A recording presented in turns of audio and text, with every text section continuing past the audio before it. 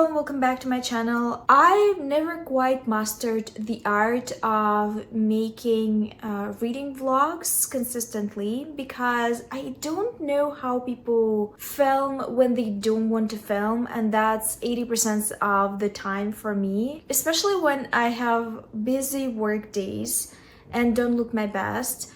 To be completely honest, this is biking season and I bike almost every single day after work. And when I come back, I just want to get into a shower and wear my ugliest home clothes that have holes in them and that are oversized to a degree that you cannot imagine. So it's hard to force myself to go and film in those moments, but I'm stubborn as a mule and I want to finally nail this. This is also an opportunity for me to fall back in love with booktubing in general.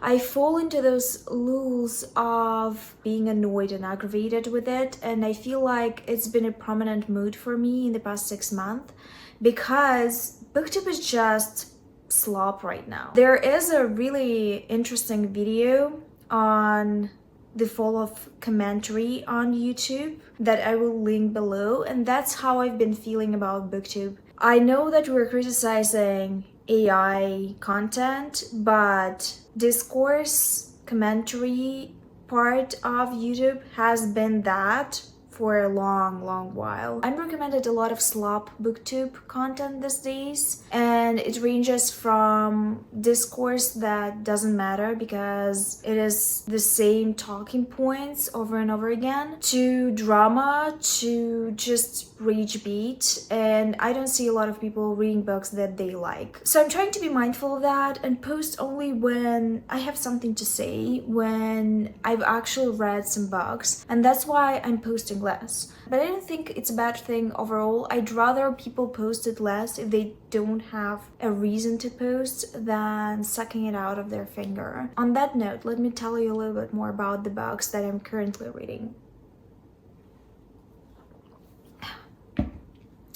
The physical book that I'm reading is In the Lives of Puppets by Klune. It's been on my shelf for a year and a half, I think, and I've been eyeing it, but I wasn't quite in the mood because I suspected that it's gonna be cozy fantasy, and I wasn't wrong, but I was also wrong at the same time. I do not like cozy fantasy generally, and we've talked about it before on my channel. This is clearly inspired by Pinocchio by Carlo Collodi. This story is similar, but the inventor is an android, and he adopts a human child and brings it up. This is an interesting twist because while it is still a story about what makes a human human, the juxtaposition now is between the unyielding perfection of the machines that leads to boring autocratic systems versus flawed human nature that is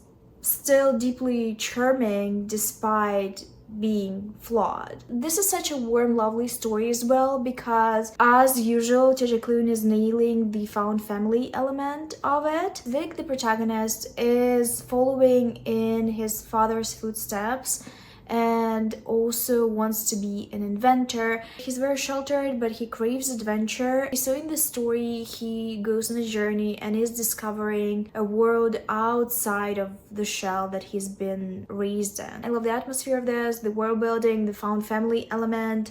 Vic has 2 robot friends and they are simply adorable. There is a Roomba that is extremely anxious, and there's also a decommissioned nurse bot that is slightly homicidal. They also find a decommissioned android in the scrapyard, and Vic decides to bring it back to life. I'm currently in the middle of the book and they just patched the android. There is some suspense behind the android's origin because they don't really know what his use was when he was working, but I feel like there's gonna be a romance between him and Vic. I feel like adventure stories are better when they have a little bit of romance. Vic also is asexual, which I think is an unexplored idea in fantasy and sci-fi romance.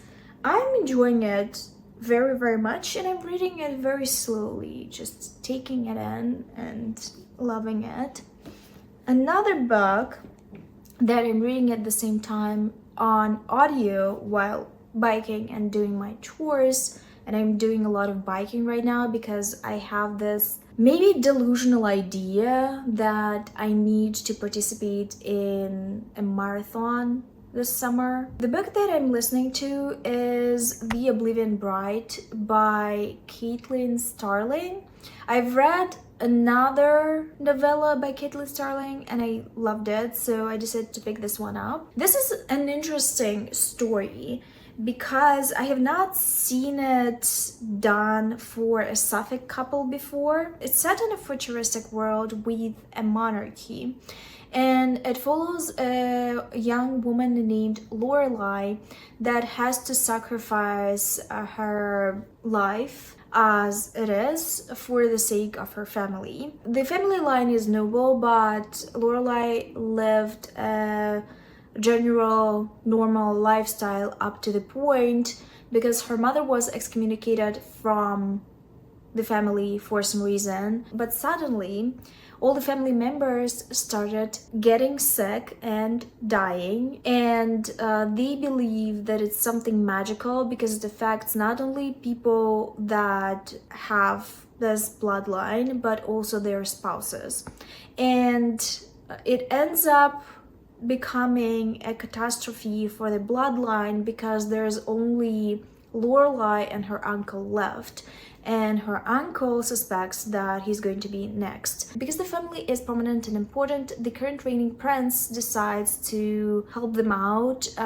They come to an arrangement. 𝕊𝕉𝕻 is going to marry the prince's right hand, a warlord and the war scientist that is very close to the royal family and that is interested in the curse professionally. 𝕊𝕉𝕻 also contractually obligated to continue her line. 𝕊𝕉𝕻 is also grieving her mother, who she lost recently to the curse as well, and she's not in the mood for romance, but she doesn't want to die, and help is contingent on her going through with the contract and getting married to this woman. This is an interesting twist in the trope because we see a lot of arranged marriage scenarios with women and men, especially in historical fiction, but also sometimes in sci-fi. Arranged marriage is a rarer trope in sapphic fiction, but I'm always curious about it because it's an interesting dynamic. And as in all the other arranged marriage type scenarios,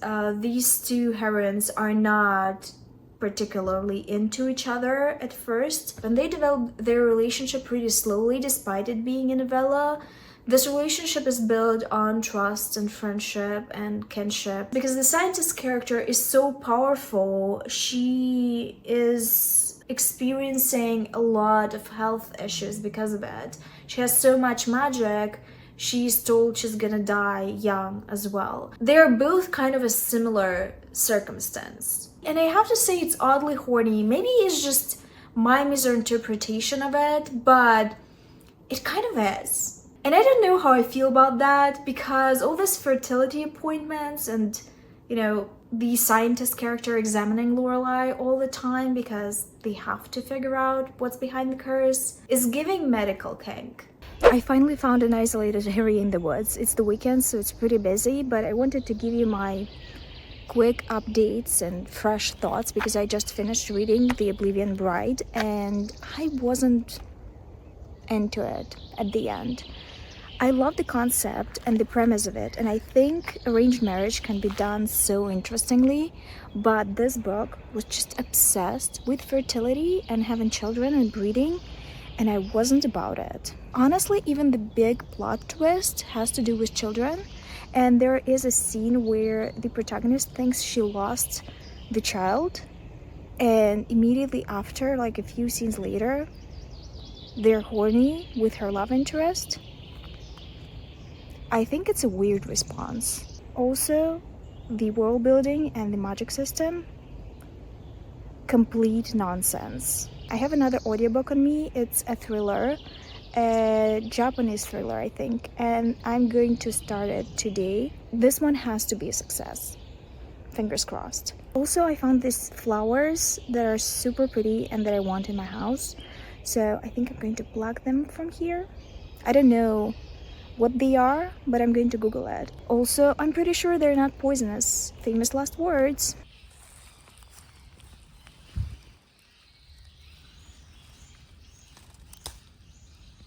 Welcome back. On this gloomy Sunday afternoon, I'm here to give you some updates because I've read quite a bit, mostly while biking. No one's surprised. This chair has no chill and I cannot operate it properly. Also, why is this cup backwards? Because I believe most people are righties. So why the most important part, this cute cat, is looking toward me when I drink from it? It's weird. I feel like it should be like that, so people could see how pretty it is. I cannot see the image when I'm drinking either way, so it makes no sense. Regardless, we're here for books. And I have to say that I made some progress in The Lives of Puppets by Klune. I'm loving this. The plot twist made my eyes water. I was really sad yesterday because it's just devastating. I have to say it's devastating. The world building is world building though, and I'm enjoying it. I feel like it was an obvious plot twist, but this book is not claiming suspense or mystery as genre. I feel like it's marketed as cozy fantasy, just as his other book in this series. So can we really ask for that? I expected the plot twist. Not going to tell you what the plot twist is about, but I feel like with technology-based theocracies, you kind of know what's the twist. I feel like technology anxiety has been a theme for a long while. The machine uprising has been a theme for 20 to 30 years now in media, and this book touches on that topic as well. And I feel like sometimes anxiety that we feel about new technology is valid, as with AI, for example. It's not valid in a sense that people will lose jobs over it, because I know that there have been such cases, but overall it's still pretty useless. But it's definitely annoying and I cannot get away from it. And I literally do not understand people that are fascinated with AI. It's such a foreign concept for me because in all cases I want to talk to a human, be it a doctor, be it a customer service specialist, anyone. I do not want to talk to a robot because I don't believe the robot is going to solve my case. I'm also extremely aggravated with social media that is now heavily featuring AI content. I wish I could checkmark something and abstain from saying it. I think the most egregious case for me personally is Pinterest. I love Pinterest. It's actually my favorite social media, and I feel like it's almost impossible to filter out AI content on Pinterest. You can actually check mark that you don't want to see it, but a lot of people don't mark their content as AI created content. On YouTube, I feel like it's easier because if you don't want AI content, most likely you're not going to get recommended it. But I feel like it's a problem with older generations because my mother's account is almost all AI content and Turkish romantic series.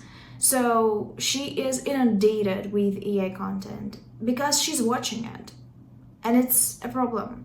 She's watching it, she is filled with wrong information, often wrong medical information, and thankfully she's not an idiot and is not going to try to do things without consulting a doctor, but some might. So I'm concerned about that. And I feel like AI fans are obnoxious in general because they really have this weird childlike fascination with AI. They for some reason believe that they can game the system with AI, or they can claim they have talents or skills that they don't have that AI is going to fill in. Recently at work, actually, we had a very interesting case of this girl trying to interview for a job position by parroting AI answers during the stream. Since most of the people at my workplace work remotely, the interviewing process is usually remote as well. So she thought no one's going to notice that she takes huge pauses before responding to something and that she's literally reading from the second screen. It was bizarre, and I implore people to exercise their brain cells because ChatGPT makes you dumb. So sometimes technology anxiety is valid, I feel like. Sometimes it's not and is more tied to things being new. So there's definitely an expectation where this book would go, and it kind of goes there. But it's not ruining the book overall, because the main thing about it is that it's an adventure book, and it's a book that values the found family element more. It's more focused on relationship building. And I have to say, I was right. Vic, the protagonist, is most likely developing some kind of a crush on the android. I feel like it's disrespectful to call him an android because he has a name, and his name is Hop. I don't know why it feels disrespectful. Androids are not sentient. In a way, humans are sentient, but I do sometimes talk to my Roomba. People tend to humanize objects, which I feel like is this weird but also at the same time charming thing about humanity. Now, in real life, I reject human AI companion romances. I feel like it's weird, bizarre, and people need to look into therapy. But it's adorable. In fictional setting, it's cute and I'm enjoying it. I also am loving the relationships between Vic and all his companions. They are bringing the necessary humor to the story because it's gotten real bleak for a moment. We're now going to the, I want to say, Electric City. Basically, we're leaving the safety compound, the safety bubble, and we're going to the robot city. In a way, it reminds me of this cartoon about the city of robots. It was very cute. I don't remember the title, but I will flash the poster here. I love that cartoon. I watched it so many times. Now I'm excited for the development of this relationship, and I just really want to see some cool robots. The audiobook that I started after completing the Oblivion Bride is The Ark by Haruo Yuki. It's a translated Japanese thriller, and I'm very intrigued by it. I feel like I've read a lot of typical housewife thrillers in the past 2 years, and I'm getting a little bit tired of the themes. I've read a few Nordic mystery thrillers back in January and February because I felt the pull. I've read them a lot when I was younger. With Japanese thrillers, I'm not really familiar with that landscape yet. I don't know what to expect. I've seen a few Japanese and Korean thrillers in movie form, and I tend to like some things about them. They're definitely a little more fast-paced. They tend to be very violent, which is not a deterrent for me in most cases. But I don't know what to expect from a Japanese written thriller. It's about a group of uni friends that gather to reminisce about their youth. They go on a hike in the woods and stumble upon an underground bunker. While they are exploring the bunker, they are unfortunately experiencing an earthquake that traps them inside the building. And later on, they realize that not only they are trapped without much provision, the bunker is quickly filling with water. So in a few days, they're gonna be dead if they're not going to figure out how to escape the bunker. The twist here, because that was not enough, is one of them is a murderer. Because in the epilogue, I don't think it's in the summary, but in the epilogue, they find a body in one of the rooms in the bunker. And it's not specified if that body is the body of one of them, or it was there in the first place, but one of them is a murderer. So the logical thing is to pick the murderer as the sacrifice and leave this person behind, but they do not know who it is. I find the concept so juicy because I loved forced proximity, but when you are in a forced proximity with a murderer, the stakes are high. I love that they simultaneously have to work together with this murderer without knowing that this person is a murderer. I also do not know who the murderer is, but I have my suspicions. I've only listened to a few chapters, but some characters are already a little sus, in my opinion. I'm very intrigued by this book. I feel like it's a very fresh, interesting concept, and I am excited to explore it. Though I do think it's not a good choice of reading material for biking in the woods, but that is such a story of my life because I've read most of the horror that I've read while biking in the woods, often closer to nighttime.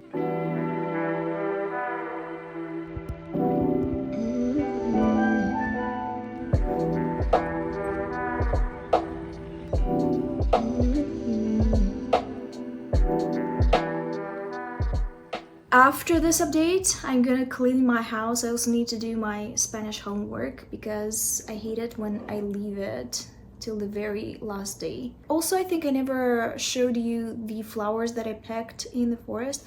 It's been a couple of days, so this one wilted, but I googled it. It's called bugleweed.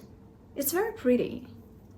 I like the shape and the color of the flowers, and it's not poisonous. It's actually good for healing wounds, I think. Regardless, let me share you my final thoughts about the arc. Now, I enjoyed the dynamics between the characters, though they were all pretty reserved. Interestingly enough, it reminded me of a lot of classical crime novels like Agatha Christie's work or Sherlock Holmes, in that it had a character was pulling evidence together to figure out who the murderer is. It's the classic takedown of the perpetrator, and I'm not a big fan of this plot device. It's not entertaining to me to read the character's monologue about who they suspect is the murderer, because I want to get to that realization myself at the end of the novel, and I also want it to be a little bit more subtle and not so in the face. So that is the element that I didn't enjoy about the novel. But I gotta say that the plot twist was very well placed, and I was really surprised by it, and it turned my opinion around about the reveal. So at the end of it, I was actually very impressed because my head wasn't even going there at all. I had some theories and they were all wrong. I really enjoyed it. It was a breath of fresh air. I love it when crimes and thrillers have to do with survival, because it just makes the story a little bit more fast-paced and entertaining, in my opinion. So I have only one book left to read for this reading vlog.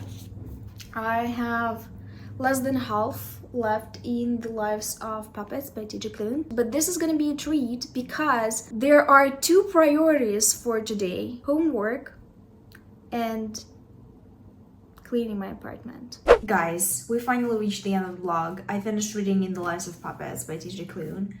I'm so happy. I thought it's never going to happen. Not because the book is bad, but because I'm terrible at reading physical books.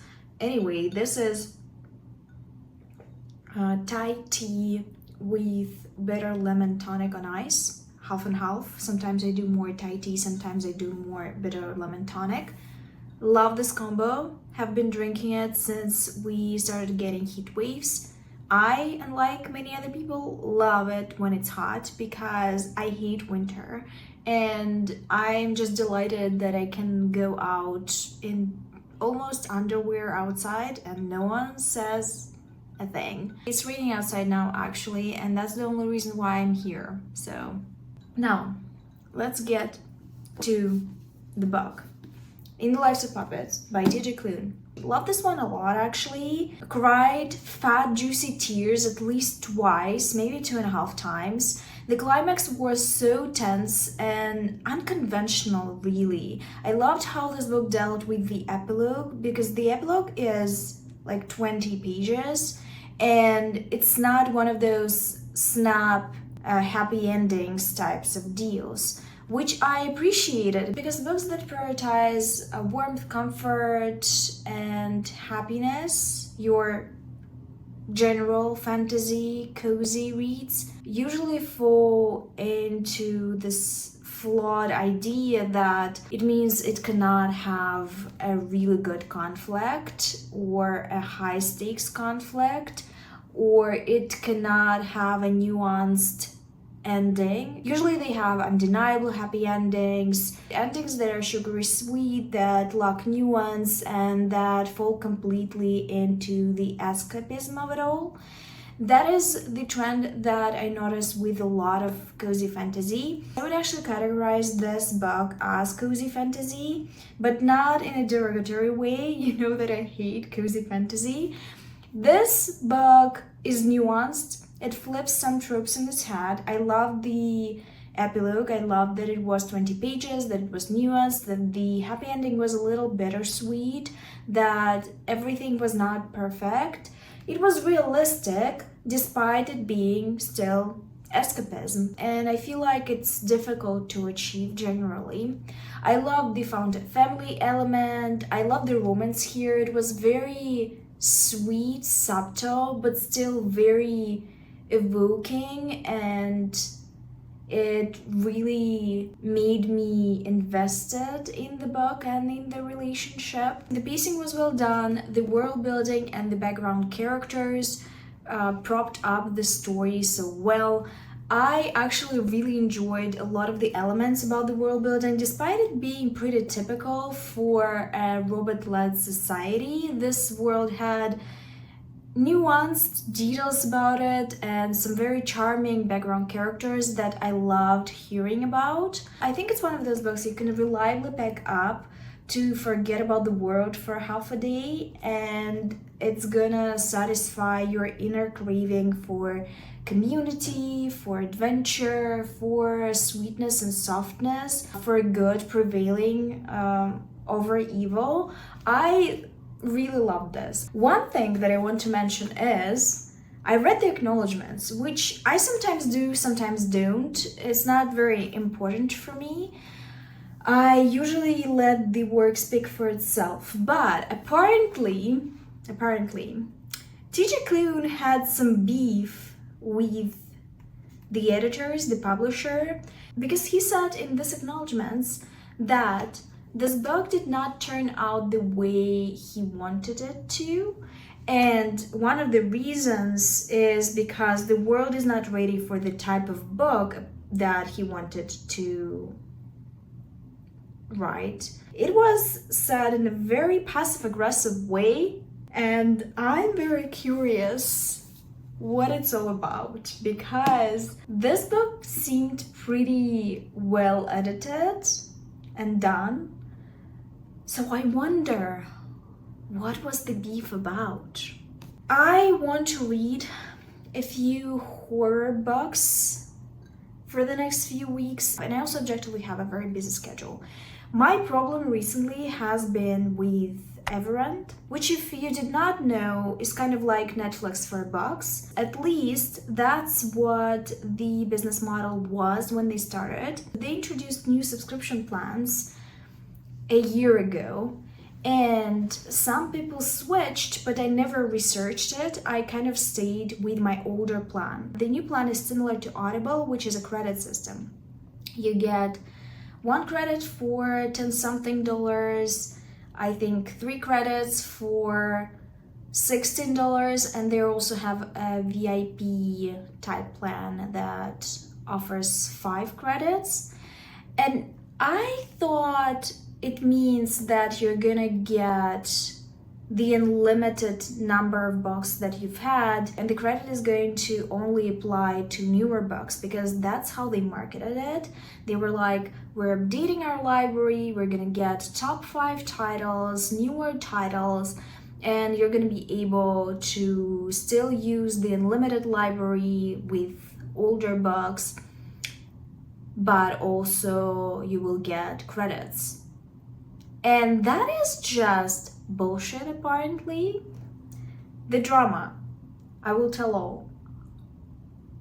I used this subscription service for about 6 or 8 years, which is a lot. I've been a loyal customer, though I've had issues with them and they have terrible customer service. The business model was incredible. And people complained a lot about it not actually being unlimited in the past, and it's not, though they claim that. The thing is, it suited me even with its flaws. What were the flaws? Now, if you're not aware, they marketed themselves as an unlimited library, and they had limits. They would usually make newer and popular audiobooks unavailable if you listened to 2 of those a month, but you could still access a lot of other titles. Genuinely, it was a huge catalog. You could access most ebooks, and I usually read ebooks the majority of time, so it suited me. And you could access a lot of other audiobooks, a lot of indie audiobooks, and it really was an okay deal for me, a good one actually.